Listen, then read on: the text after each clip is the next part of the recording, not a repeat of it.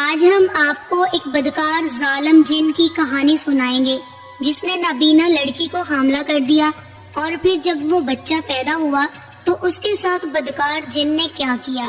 اس کہانی کا پہلو آپ کو اندر سے ہلا کر رکھ دے گا۔ اندرون سندھ کا ایک گاؤں تھا اور وہاں ایک کچے جھونپڑے میں رہتی تھی نورا، جو آنکھوں سے اندھی تھی لیکن خوبصورتی میں بے مثال اور سادہ دل لڑکی، جو سورج کے رنگ کو کبھی نہ دیکھ سکی، مگر اس کی روح میں ایسی روشنی تھی جو بہت سے بناؤں میں نہ تھی۔ نورا اپنے ماں باپ اور چھوٹے بھائی یاسر کے ساتھ رہتی تھی۔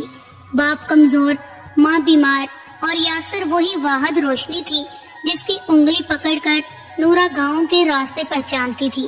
نورا کا دن ہنسی، ہنر اور حمد میں گزرتا تھا اور راتیں خوابوں سے بھری ہوتی تھی، لیکن ایک رات ایک ایسی آواز، ایک ایسی سانس، ایک ایسا لمس نورا کی نیند میں آیا جو انسان نہ تھا۔ اس نے چیخ کر ماں کو پکارا، لیکن الفاظ اس کے لبوں پر جیسے قید ہو گئے تھے۔ صبح وہ خاموش تھی مگر بدن لرز رہا تھا۔ اس کے ہاتھ پر ایک سیاہ نیلا نشان تھا، جیسے کسی نے انگلیوں پر پکڑا ہو۔ چند دن گزرے، نورا کے چہرے پر پلاہٹ، نیند کی کمی اور بدن میں کپکپی نظر آنے لگی۔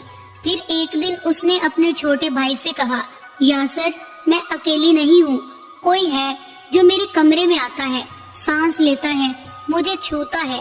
یاسر نے ہنسی میں اڑا دیا، لیکن اس رات نورا پھر چیخی، اور جب اس کے ماں باپ کمرے میں آئے تو نورا کے بال بکھرے ہوئے تھے، ہاتھ میں مٹی لگی ہوئی تھی اور وہ دیوار سے لگ کر سہمی ہوئی بیٹھی تھی۔ اگلی صبح اس نے کچھ نہ کہا، لیکن اس کا بدن لرز رہا تھا۔ ماں باپ نورا کو عامل کے پاس لے جانا چاہتے تھے، لیکن باپ نے کہا، یہ سب دماغی کمزوری ہے، اندھے لوگوں کے وہم ہوتے ہیں۔ وقت گزرا اور نورا کی حالت بگڑنے لگی۔ اب وہ بات کم کرتی تھی، سر نیچے رکھتی اور کھانے سے بھی دور ہو گئی۔ پھر ایک دن وہ بے ہوش ہو گئی۔ جب اسے مقامی کلینک لے جایا گیا تو ڈاکٹر نے کہا، یہ تو حاملہ ہے۔ یہ بات سن کر جیسے پورے گھر کی چھت زمین پر آ گری۔ ماں نے کپڑے پھاڑ ڈالے، باپ نے زمین پر سجدہ کرتے ہوئے رونا شروع کر دیا، اور گاؤں میں ایک آگ سی لگ گئی۔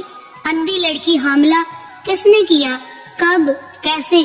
سوالات کی پجاڑ شروع ہو گئی، اور سب سے پہلے الزام یاسر پر آیا، جو ہمیشہ نورا کے ساتھ ہوتا تھا، جو اسے چھو کر راستہ دکھاتا، جو اس کا تنہا سہارا، ایک ہی بھائی تھا۔ کچھ عورتیں کہنے لگی، شاید بھائی نے، کچھ مرد بولے، پیار میں بھی کچھ حد ہوتی ہے، اور وہی رات تھی۔